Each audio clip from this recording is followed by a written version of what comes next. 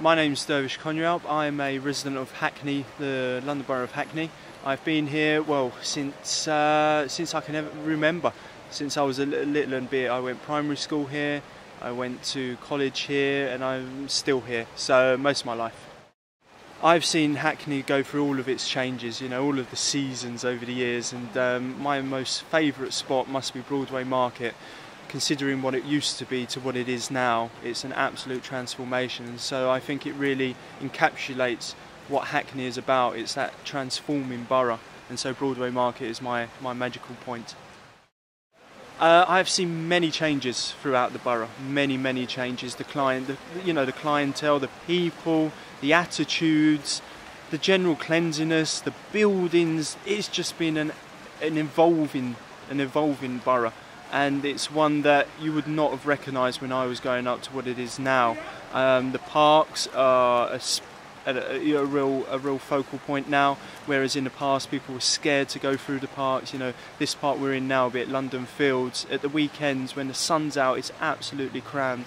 And to see the kids in the park, you know, enjoying the facilities, to see the canals all cleared up and people being able to walk up and down those, and just the general cleanliness of the roads and the streets and the buildings, you know, it makes for a really enjoyable, comfortable environment, and one that you really want to get out there and see. I absolutely love swimming, you know, hence doing the crazy miles that I do, and the hours and the dedication and the training and putting everyone else through it as well. And the reason I love it so much was because when I was being first told about my disability, it was the first thing that I could actually do with my friends again. You know, in the classroom I couldn't see to read a book, and so I was somewhat, you know, abstract from the whole scenario there, but in the swimming pool I could do it with my friends, and it was that first liberating experience for me, and so I loved it. And to be given an opportunity to swim in Hackney in this fantastic Lido, a 50-metre pool, one of only a few in this country, is just a real, you know, privilege. I've waited my entire swimming career to have this opportunity to have a 50-metre pool in my back garden, and now it's here. I love various sports. You can imagine I love the underlying competitiveness of sports. So to see tennis at its top, be it Wimbledon and all the other Grand Slams, to watch the rugby, you know, men really pushing their bodies to the absolute limit. Football, you know, just seeing them for 90 minutes, being able to pace up and down there and apply the skills that they've obviously honed in, and swimming naturally. You know, sport for me is an absolute pleasure to watch, and every single sport is obviously a skill within its own right. It's taken an absolute lifetime for most of these athletes to get to the pinnacle of their sport, and so to watch it in its finest form is an absolute pleasure.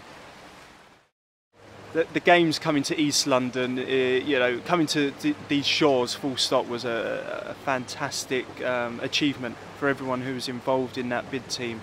But to have it in East London, a place which, you know, in the past has been shunned and not always seen to be a place of opportunities, it's just really encouraged the regeneration, which I'm sure would have happened, but was, you know, the games were a catalyst to that.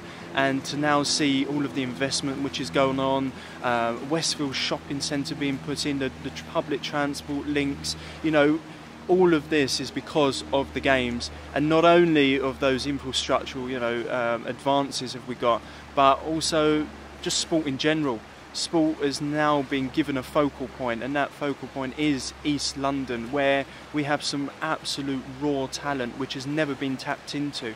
And so hopefully the games coming to East London will inspire the local, you know, community, show them that irrespective of their backgrounds, irrespective of, you know, what the opportunities they may have had, the games are going to be there. The games are going to remain after, you know, the games have gone, be it the facilities are going to be there, and so hopefully we can, you know, create and support the next generation of Olympic and Paralympic athletes in East London.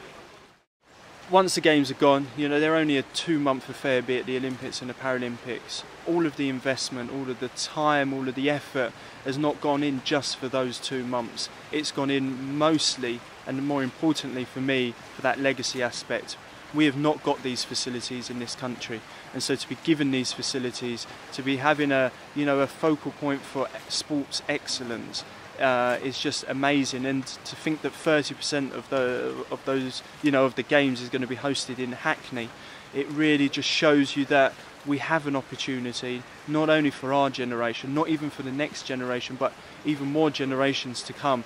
And so we should be really grateful for it. We should grasp those opportunities, take them, full on, and really just, maximise what we can achieve and inspire hopefully the next lot of people to take up sport at whatever level. I also think about the older generation who may not have opportunities to achieve, but again, sport can give them those opportunities. And so it's about taking those opportunities is the word here, and really embracing it and enjoying it. Inspiration for me, I don't need to look too far in that. I can just look to my own family. My father, he came to this country, language, be it English, was just not in his vocabulary at that time in the 70s, came here, took it to be an opportunity, grasped those opportunities, learnt the language, learnt the culture, and for that became a very successful businessman. And one sentence he always said to me, which has always, seen me through my sport, was, "Son, I was born to win, and so were you." And I've always kept that at the back of my mind, and always pulled it to the front when it's been needed, because, it's that motivation. I just need to see what he's achieved and then say that, I've had more opportunities, and so why can I not go even further?